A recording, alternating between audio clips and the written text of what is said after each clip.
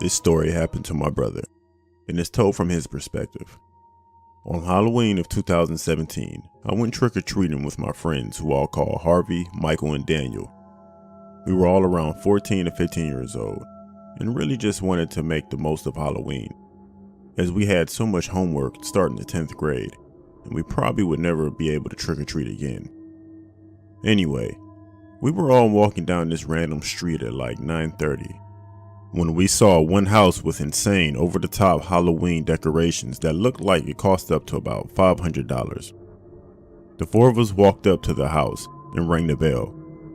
Some 50-year-old looking man opened the door and said, "No need to yell. Just come on in and you'll get your sweets." Daniel told the guy, asked the guy, "Can you just bring the candy out here?" The guy didn't even answer. And so the four of us just walked away, not saying a single word. But of course, this story wouldn't be scary if it didn't end here. We were walking down my street when Harvey pointed out, "Guys, that man is following us." We all looked out behind us and saw the same 50-year-old looking man walking about 25 feet behind us. The four of us bolted all the way to the house. We ran to my house, we thrust open the front door, entered my house, and locked the door. The four of us were just hyperventilating as if we just ran an ultra marathon. I was starting to settle down when Jason said, "Look at the window." We all looked, and there he was, the old man looking through one of my windows. My parents were on a vacation, and my brother was at his friend's Halloween party, so we couldn't tell them. But what really made this horrifying was that I could see this guy holding a gun in his hand. I yelled at my friends, and we ran upstairs to call the police. The officers arrived in about 10 minutes. The man wasn't on my property anymore, but we remembered the house, so that's where we went. The cops went there, searched the whole place, and came out with the man in chains. It turned out the house was vacant, and the man was a serial killer who escaped from prison a month ago. If my friends and I are able to go trick-or-treating again, we're avoiding the street that this house was on. And who knows what that guy was really going to do if we went in. I'm glad this happened when we were teenagers and not when we were 9 years old. All I can say is if you're trick-or-treating, make sure that the house owner is completely normal.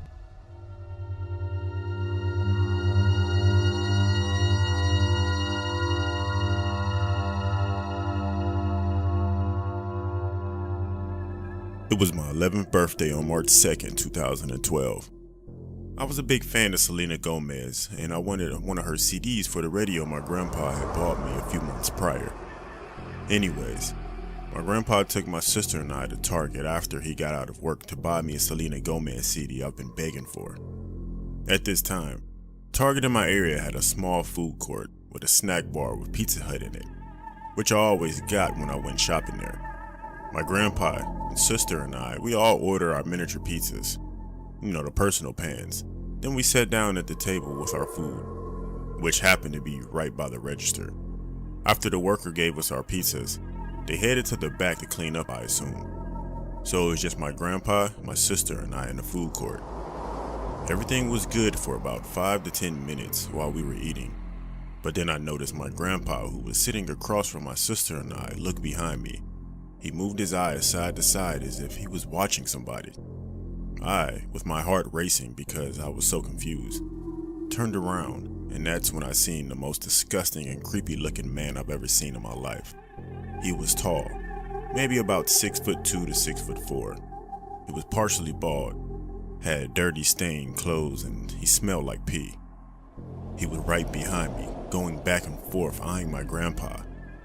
And that's when my grandpa started to yell at the guy, telling him to get away. My grandpa then stood up and said, "If you don't get away from my granddaughters, I'm going to make you get away." And that's when the guy backed up and he just stared. My sister and I then got up and we quickly rushed over to the other side of the table where my grandpa was. We started to walk away, and that's when I heard the guy say, "You're very beautiful. Where are you from? You must be from the islands like Fiji or something like that." I turned around and he was looking straight at me. Then he pointed and said, "Yeah, you pretty girl." That's when my eyes got wide, and my grandpa rushed my sister and I down the aisle to get away from this guy. He was following right behind us, saying his name, along with his address, telling me that I could come visit him sometime. My grandpa kept a hold of my sister and I, making us go down different aisles to lose him. When we finally did, we quickly purchased the CD and went out to the car. When we got into the car, my grandpa was driving out of the parking lot, and we saw the guy walk out of the store looking around like he was looking for us, or specifically looking for me. He didn't see us, as we were already driving away. But I was completely terrified because that was something I've never experienced in my life before. I wish I could say that was the end of it, but I seen that guy one more time after that. 2 years later, when I was 13, again, I was with my grandpa, but it was just him and I. We were leaving my grandparents' house, and we got into the car to head to the mall. As we were at the end of our street, we seen the guy again, walking down the street. I stared at him wide-eyed, and we made eye contact, which made my heart drop in fear. He then immediately started to scream as soon as he saw me, and tried to run after the car as my grandpa drove off, but of course he didn't catch us. Later on, when we got back to my grandparents' house, I had found out there was an insane asylum right down the street from my grandparents' house at the time, which is where we believed he lived, since the address he gave matched the address to the place. I'm 19 now, and I never saw that guy after the last time when I was 13, and I'm really glad I didn't because he was seriously ill.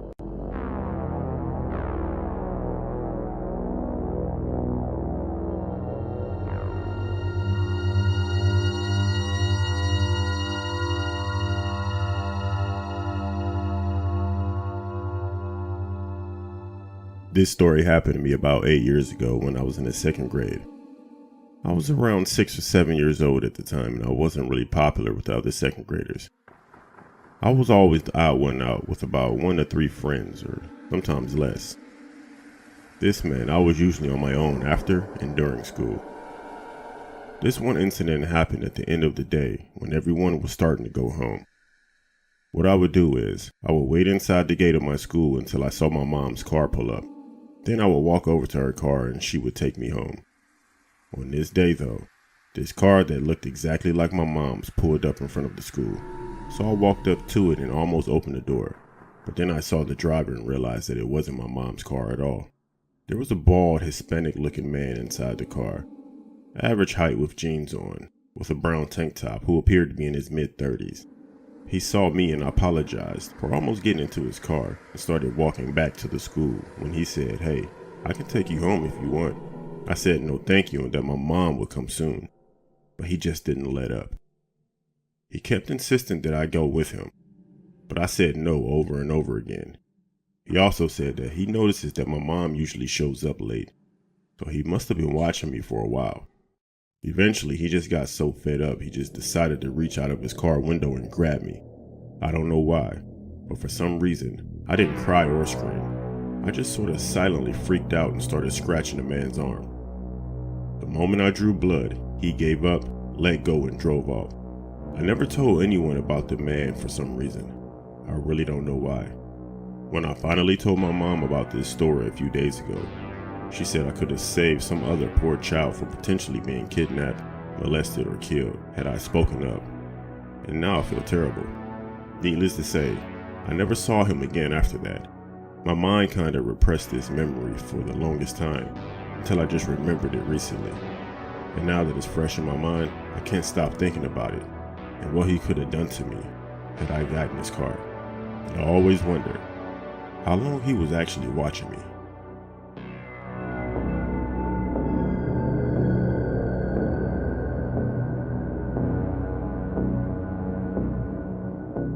My name is Brad, and this story happened about 2 years ago. I recently started a new job and made a few casual friends quite quickly. One day at work, my friend George said he was having a house party on the weekend and invited me to come along. I accepted his invitation. That weekend, I drove to George's house party. I recognized a few faces, but most of the people that were there were his friends outside of work. I wasn't drinking alcohol that night as I was driving, and also I'm not much of a drinker anyway, so I was drinking soft drinks all night. At one point, a man approached me. He was wearing a scruffy leather coat, had a shaved head, bad teeth, and was quite small. He looked a lot older than most of the people at the party. He introduced himself as Jerry and said he was a friend of George's. We talked for a little bit, but the conversation was quite awkward for the most part. I finished my cup and said excuse me as I was going to get another refill. Jerry offered to get it for me, so I accepted his offer to get me another drink. He came back and we carried on talking. However, it wasn't long until I started to feel sick and dizzy, and it was getting quite late, so I thought I would head home. I said goodnight to George and headed outside to my car. As I approached my car, Jerry called my name and jogged over to me. He asked if I could give him a lift home. I said sure, and Jerry got in the back seat. I found it weird that he sat in the back seat and not in the front, but I was more focused on going home. After driving for about 2 minutes, I started to feel worse, more dizzy and lightheaded. I heard Jerry unbuckle his seatbelt and unzipped his pants. I saw him in the mirror when he was leaning forward towards me. I was about to ask him what he was about to do, but I heard a police siren behind me, signaling for me to pull over. As soon as I stopped the car, I opened the door and threw up on the side of the road. A police officer approached me and told me he pulled me over because he suspected that I was driving under the influence. He also asked why my friend exited the vehicle and ran off. I asked the officer what he meant. He told me as soon as I stopped the car, the man in the back seat opened the door and ran off into the night. I was feeling like crap to think too much about it, but the officer wanted to give me a breathalyzer. I accepted it as I knew for a fact that I hadn't been drinking, and the results came back negative. The officer asked why I was driving that way, swaying back and forth. I told him I had just come from a party and I didn't feel well, so I wanted to head home. The officer looked at me for a moment, and then asked how well I knew the person that was in my car. I told him I didn't really know him. I just met him that night and was giving him a lift home. The officer then said he suspected that the man had spiked my drink. It was probably about to assault me. It made sense, and I told him that before I pulled over, he unbuckled his seatbelt and pants and was leaning forward. The officer said he would send out a patrol looking for the man who was in my car. He was very kind and trusted me when I told him that I felt fine and I can drive home, so he let me go. The next day I told George what had happened to me and asked if he knew Jerry. George told me he didn't know anyone named Jerry, but he said he would ask around if anyone knew Jerry or recognized my description of him. Unsurprisingly, no one knew him. I often think how lucky I am that the police officer was there and caused Jerry to flee from my car, proving that Jerry had malicious intentions. Otherwise, who knows what might have happened to me that night. Be careful who you pick up. Be careful when you drive around at night.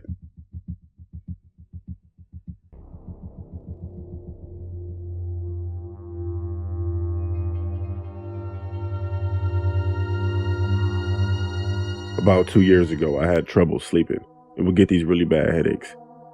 I spoke to a friend of mine about it, and he suggested that I should go for a night drive, as it helped him when he was stressed out. I started going night drives whenever I was having trouble going to sleep. One night I was driving, and it was very foggy and lightly raining. I looked in my mirror, and in the distance, I could see headlights. It was a bit unusual to see a car at the time of night, but it wasn't anything suspicious. The headlights faded away and I couldn't see them anymore. About a minute later, all of a sudden, the headlights were back and right behind me, driving very aggressively, beeping their horn. I slowed down to let them pass me, but they didn't. They kept tailgating me. So I decided to pull over and see what their problem was, but when I stopped the car, they drove straight past me and disappeared down the road into the fog. I took a breath and then carried on driving. About 5 minutes went by, and I saw headlights in my mirror again. I didn't think it would be the same car as they had just passed me. But when the headlights sped up and were right behind me, once again beeping their horn and tailgating me aggressively, I knew it was the same car as before. I didn't understand why they were acting this way, and how they were now behind me even though they drove past me. I didn't pull over this time. Instead, I carried on driving. The driver of the car carried on tailgating me and beeping their horn constantly, just like before. But it wasn't long before the car lost control and swerved off the road and crashed into a tree. After seeing the car crash behind me, I stopped my car abruptly. I hesitated whether or not to get out and check to see if the person was okay. They seemed to be out to cause me harm specifically, but I couldn't leave the area knowing someone might be hurt. I turned my car around and drove up to the tree where the car crashed. When my headlights reached the tree, there was nothing there. There was no car, no tire tracks, nothing. I started to think I was losing my mind and not getting enough sleep. I headed home after finding nothing. The following day, I told my friend where I was driving and what I experienced. He laughed and said I might have seen a ghost. I thought he was joking, but he told me the road I was driving on was known as Death Road. I asked him why it was called that, and he told me apparently years ago, a drunk driver was aggressively trying to knock a car off the road until he lost control and crashed. He died at the scene. I'm not a person to believe in ghosts or supernatural stuff, but what I witnessed was so real, and the fact that I could hear the car right behind mine and hear the crash makes me believe I did experience something paranormal that night.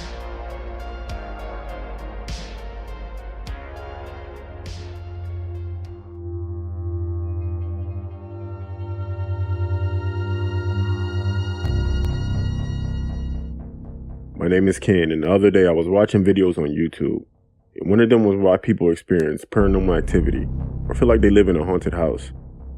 One of the reasons that people experience things supernatural or paranormal is for a punishment of an action you did or didn't do. I found it interesting because about 4 years ago, I had a very strange and frightening experience. The job I worked for was changing things around, and it asked me to work later. So for a short period of time, I was driving home late night every night. One night when I was driving, it was cold, raining, and I was very tired. I wasn't used to the late nights just yet.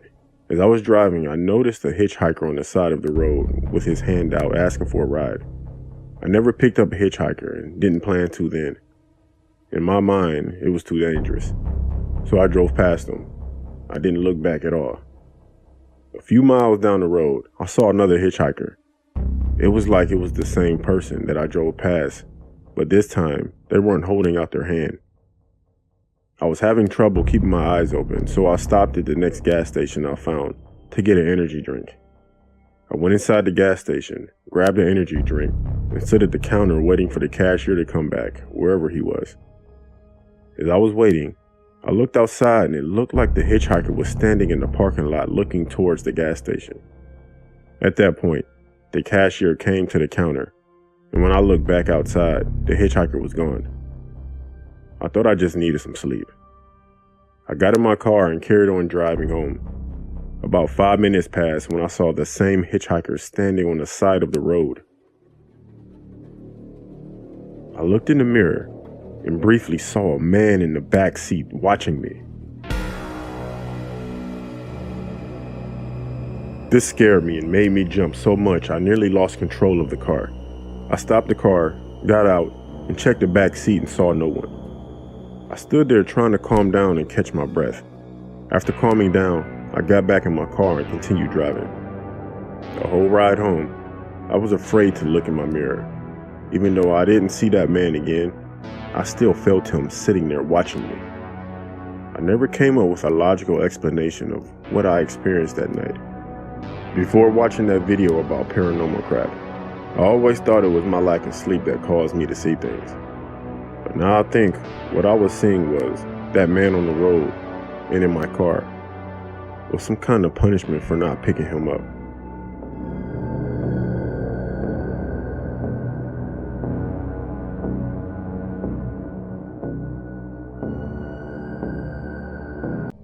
So this happened about a year ago. I know it because it was around Valentine's Day and I'd spend the week leading up to it just dreading it.